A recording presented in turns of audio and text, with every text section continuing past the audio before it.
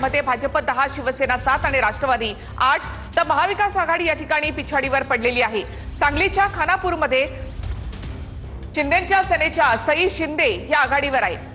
तर सांगलीमधले अपडेट्स आपण या ठिकाणी पाहत आहे। सांगलीच्या खानापूरमध्ये शिंदेच्या सेनेच्या सई शिंदे ज्या आहेत त्या सध्या आघाडीवर असल्याचे या ठिकाणी पाहायला मिळते। आघाडी पिछाडी सध्या जी आहे ती सुरू आहे आणि बदलणारी आकडेवारी सुद्धा TV9 मराठीच्या स्क्रीनवर आहे। धाराशिवमध्ये भाजपनं खातं उघडलेलं आहे। धाराशिवमध्ये भाजपनं खातं उघडलं। कळंब तालुक्यातील इटकूर गडामधून रामचंद्र सांगळे हे विजयी झाले आहेत।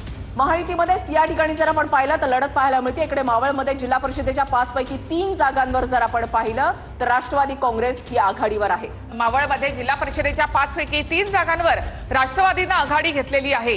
संपूर्ण पुणे जिल्ह्यामध्ये जर आपण पाहिलं तर राष्ट्रवादी काँग्रेस आघाडीवर आहे। दोन्ही राष्ट्रवादी एकत्र निवडणुका लढवत आहेत। काही ठिकाणी मैत्रीपूर्ण लढती होत आहेत, मात्र 5 पैकी 3 जागांवर राष्ट्रवादी आघाडीवर।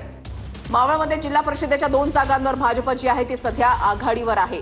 भाजपचं यंदाचं जर आपण पाहिलं तर अगदी मायक्रो प्लॅनिंग या निवडणुकांमध्ये सुद्धा पाहायला मिळतंय, मात्र प्रचार तितक्या प्रमाणामध्ये झाला नाही। कारण अजित पवार यांचं झालेलं निधन आणि देवेंद्र फडणवीसांनी ज्या पद्धतीने जाहीर केलेलं होतं की आपण ते प्रचार करणार नाहीत, मात्र कॉर्नर बैठका ज्या आहेत त्या घेण्यात आलेल्या होत्या। प्रचार जो आहे तो उमेदवारांकडून करण्यात आलेला होता आणि मायक्रो प्लॅनिंग भाजपचं पाहायला मिळतंय।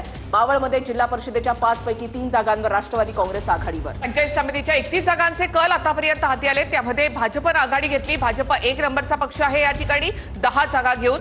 तर मावळमध्ये जिल्हा परिषदेच्या 5 पैकी 3 जागांवर राष्ट्रवादीनं आघाडी घेतली आहे। कोणत्या जिल्ह्यामध्ये कोणत्या पक्षाचं वर्चस्व यावर देखील पुढची गणितं अवलंबून असतात।